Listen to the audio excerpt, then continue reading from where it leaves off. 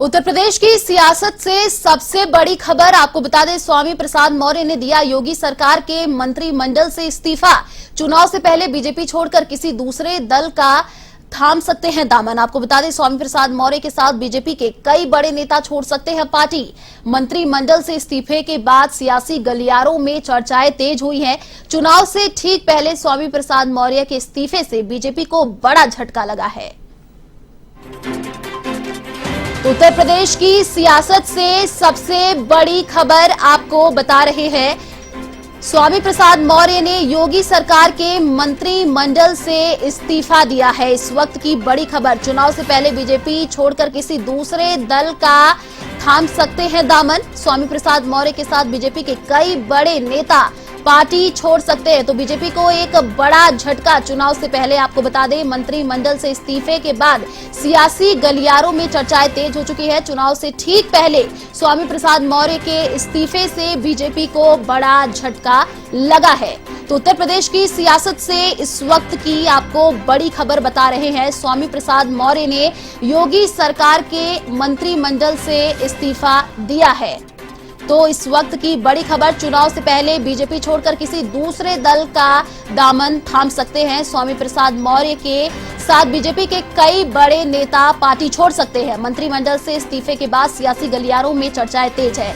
अधिक जानकारी के लिए यूपी से स्टेट हेड अमरीश सिंह हमारे साथ फोन लाइन पर जुड़ चुके हैं। जी अमरीश, देखिए स्वामी प्रसाद मौर्य इस्तीफा उन्होंने दे दिया है बीजेपी से, तो कहीं ना कहीं उनके साथ और नेताओं की भी ये चर्चा है कि पार्टी छोड़ सकते हैं। क्या कुछ अभी जानकारी है, कहीं ना कहीं बीजेपी को बड़ा झटका लगा? बड़ी खबर है, मंत्री रहे हैं स्वामी प्रसाद मौर्य 2017 में ही बहुजन समाज पार्टी छोड़ के, जहां पे वो 2007 से 12 तक मंत्री भी रहे थे। बसपा सरकार में मायावती मुख्यमंत्री हुआ करती थी।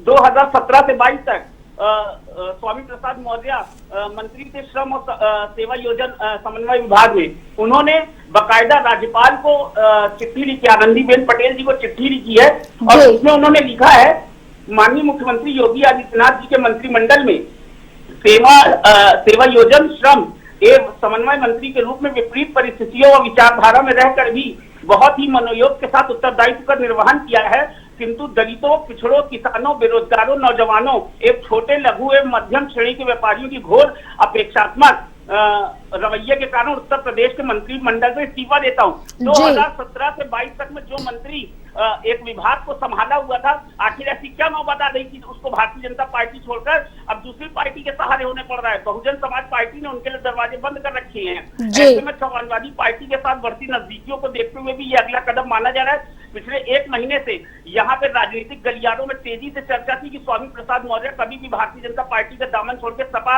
यानी समाजवादी पार्टी का दामन थाम सकते हैं। बीजेपी के ऐसे कई नेता हैं जो अभी दामन छोड़ेंगे। ये आने और जाने का यानी आयाराम और गयाराम का ये जो दौर है अब शुरू होगा, क्योंकि राजनीति की जो असली उठापटक है आयुषी, वो अब हमें देखने को आने वाले दिनों में मिलेगी। और न सिर्फ ये उठापटक देखने को मिलेगी, बल्कि अभी कई ऐसे बड़े चेहरे हैं जो भारतीय जनता पार्टी को छोड़कर समाजवादी पार्टी में और समाजवादी पार्टी को छोड़कर भारतीय जनता पार्टी में जाएंगे। लेकिन जैसा कि अभी मैंने इससे पहले भी जिक्र किया था कि 100 से अधिक विधायक ऐसे होंगे जिनके टिकट कटेंगे और टिकट बंटवारे की इस लड़ाई में अब असली घमासान शुरू होगी। और आज की बैठक में दिल्ली या लखनऊ में जितने भी बड़े नेता और पदाधिकारी बैठे हैं, उनको ये पता है कि असली लड़ाई विपक्षियों से नहीं, पहली टक्कर उनको अपने घर के अंदर ही जो कला होगी उसको सुलह करने में जो असली बेड़ा है वो आज की मीटिंग में उठाना पड़ेगा। क्योंकि जिन विधायकों के टिकट कटेंगे उनके पास कोई चारा नहीं बचता है कि अब वो कहाँ जाएंगे, और यही घर के भेदी होंगे जो लंका ढाएंगे